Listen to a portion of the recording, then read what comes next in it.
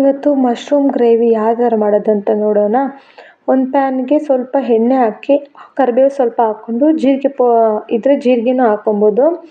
ಈರುಳ್ಳಿನ ಸಣ್ಣ ಸಣ್ಣ ಕಟ್ ಮಾಡಿ ಇಟ್ಕೊಂಡು ಅದು ಗೋಲ್ಡನ್ ಕಲರ್ ಆಗೋ ಥರ ಫ್ರೈ ಆದಮೇಲೆ ಶುಂಠಿ ಬೆಳ್ಳುಳ್ಳಿ ಪೇಸ್ಟ್ ಒಂದು 1/2 ಟೇಬಲ್ ಸ್ಪೂನ್ ಇದ್ದರೆ ಸಾಕು, ಹಾಕಿ ಫ್ರೈ ಮಾಡಿಕೊಂಡು ಒಂದು ದೊಡ್ಡ ಸೈಜ್ ಟೊಮೆಟೊ ಇದ್ದರೆ ಒಂದು 3 ಹಾಕ್ಕೊಳ್ಳಿ, ಚಿಕ್ಕದಾಗಿದ್ದರೆ ಒಂದು 5-6 ಟೊಮೆಟೊ ಹಾಕ್ಕೊಳ್ಳಿ. ನೀಟಾಗಿ ಚಿಕ್ಕದಾಗಿ ಕಟ್ ಮಾಡಿಕೊಂಡು ಅದು ನೀಟಾಗಿ ಫ್ರೈ ಮಾಡ್ಕೊಬೇಕು. ನೋಡಿ ಯಾವ ಥರ ಅಂತ ತೋರಿಸ್ತೀನಿ. ನೀಟಾಗಿ ಮ್ಯಾಶ್ ಆಗಿ ಮಾಡ್ಕೊಬೇಕು. ಟೊಮೆಟೊ ಎಲ್ಲ ಮ್ಯಾಶ್ ಆದ್ರೆ ಗ್ರೇವಿ ತಿಕ್ಕಾಗೂ ಚೆನ್ನಾಗಿರುತ್ತೆ. ಒಂದು 3-4 ಜನ ತಿನ್ನೋ ಥರ ಇರುತ್ತೆ. ನೋಡಿ ಈ ಥರ ನೀಟಾಗಿ ಫ್ರೈ ಮಾಡ್ಕೊಬೇಕು. ನಾನು ಮಶ್ರೂಮು 4-5 ಥರ ವೆರೈಟಿ ಆಫ್ ಮಶ್ರೂಮ್ಸ್ ಇದೆ. ನಾನು ಯಾವ ವೆರೈಟಿ ತೊಗೊಂಡಿದ್ದೀನಿ ಅಂತ ತೋರಿಸ್ತೀನಿ ನಿಮಗೆ. ನೋಡಿ ಈ ಥರ ವೆರೈಟಿ ಮಶ್ರೂಮ್ ತೊಗೊಂಡಿದ್ದೀನಿ. ಇದನ್ನು ನೀಟಾಗಿ ಚಿಪ್ಪೆಲ್ಲ ತೆಗೆದು ತೊಳೆದು ಸಣ್ಣ ಸಣ್ಣ ಕಟ್ ಮಾಡಿ ಇಟ್ಕೊಂಡಿದ್ದೀನಿ. ನೆಕ್ಸ್ಟ್ ವೀಡಿಯೋದಲ್ಲಿ ನಿಮ್ಗೆ ತೋರಿಸ್ತೀನಿ ಯಾವ ಥರ ಮಶ್ರೂಮ್ ಕಟ್ ಮಾಡಬೇಕು ಅಂತ.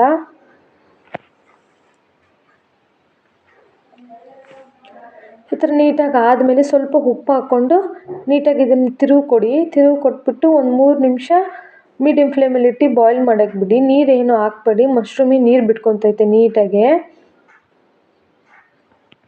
ನೋಡಿ ಈ ಥರ ಹೆಂಗೆಲ್ಲ ನೀರು ಬಿಟ್ಕೊಂಡಿದ್ದೀನಿ. ನೀವು ಎಷ್ಟೋ ಥರ ವೆರೈಟಿ ನೀವು ಮಶ್ರೂಮ್ ಬೋಂಡಾ ಗ್ರೇವಿ ಎಲ್ಲ ಮಾಡಿರ್ತೀರ. ನಾನು ತೋರಿಸೋ ಥರ ಒಂದು ಸಲ ಮಾಡಿ ನೋಡಿರಿ, ತುಂಬ ಚೆನ್ನಾಗಿರುತ್ತೆ.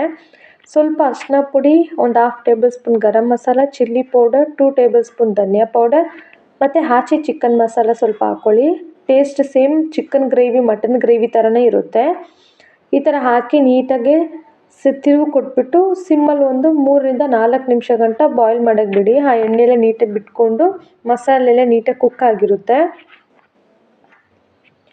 ನೋಡಿ ಈ ಥರ ನೀಟಾಗಿ ತಿರುವು ಕೊಟ್ಬಿಟ್ಟು ಒಂದು ಉಪ್ಪು ಬೇಕಂದರೆ ಎಷ್ಟು ಉಪ್ಪು ಬೇಕೋ ಅದು ನೋಡಿಕೊಂಡು ರುಚಿಗೆ ತಕ್ಕಷ್ಟು ಉಪ್ಪು ನೋಡ್ಕೊಳ್ಳಿ. ನೀವು ಟೇಸ್ಟ್ ಹೆಂಗೆ ಬೇಕೋ ಆ ಥರ ನೋಡ್ಕೊಳ್ಳಿ. ನೋಡಿ ಈ ಥರ ನೀಟಾಗಿ ತಿರುವು ಕೊಡಬೇಕು. ನಾನು ಫಸ್ಟು ಮಶ್ರೂಮ್ ತಂದಾಗಲ್ಲ ಅಯ್ಯೋ ಮಶ್ರೂಮ್ ಗ್ರೇವಿ ಹೆಂಗಿರುತ್ತೋ ಹಂಗೆಲ್ಲ ಅಂದ್ಕೊತಾ ಇದ್ದೆ. ಬಟ್ ಆದರೆ ನಾನು ಈ ಥರ ಮಾಡಿದ್ಮೇಲೆ ನಾನು ವೀಕ್ಲಿ 2 ಟೈಮ್ಸ್ ಆದರೂ ನಾನು ಮಶ್ರೂಮ್ ಗ್ರೇವಿ ಮಾಡಿಬಿಡ್ತೀನಿ. ಅಷ್ಟು ಚೆನ್ನಾಗಿರುತ್ತೆ. ಚಪಾತಿಗೆ ಅನ್ನಕ್ಕೆಲ್ಲ ತುಂಬ ಚೆನ್ನಾಗಿರುತ್ತೆ. ನೋಡಿ ಎಣ್ಣೆಲ್ಲ ಯಾವ ಥರ ಬಿಟ್ಕೊಂಡಿದೆ ಅಂತ. ಜಾಸ್ತಿ ನೀರು ಹಾಕ್ಬಾರ್ದು. ಇವಾಗ ಸ್ವಲ್ಪ ನೀರು ಹಾಕ್ಬಿಟ್ಟು ಆ ಗ್ರೇವಿ ತಿಕ್ನೆಸ್ ಬರೋ ಥರ ನಾವು ಮಾಡ್ಕೊಬೇಕು. ನೋಡಿ ಸ್ವಲ್ಪ ನೀರು ಹಾಕ್ಕೊಬೇಕು. ಹಾಕಿ ಲೋ ಫ್ಲೇಮಲ್ಲಿ ಒಂದು 5 ನಿಮಿಷ ಬಿಡಿ ಸಾಕು. ಗ್ರೇವಿ ಎಲ್ಲ ತಿಕ್ಕಾಗಿ ನೀಟಾಗಿ ಬರುತ್ತೆ. ಚಪಾತಿಗೆ ಅನ್ನಕ್ಕೆಲ್ಲ ತಿನ್ನೋಕ್ಕೆ ತುಂಬ ಚೆನ್ನಾಗಿರುತ್ತೆ. ಈ ಥರ ನೀವು ಮಾಡಿ ನೋಡಿರಿ. ಈ ಸ್ಟೇಜಲ್ಲಿ ಬಂದು ಪೆಪ್ಪರ್ ಪೌಡ್ರೂ ನಾವು ಹಾಕ್ಕೊಬೋದು. ಅದೇ ಒಂದು 5 ನಿಮಿಷ ನೀವು ಲೋ ಫ್ಲೇಮಲ್ಲಿ ಬಿಟ್ಟರೆ ಸಾಕು, ನೀಟಾಗಿ ಬಾಯ್ಲ್ ಆಗುತ್ತೆ.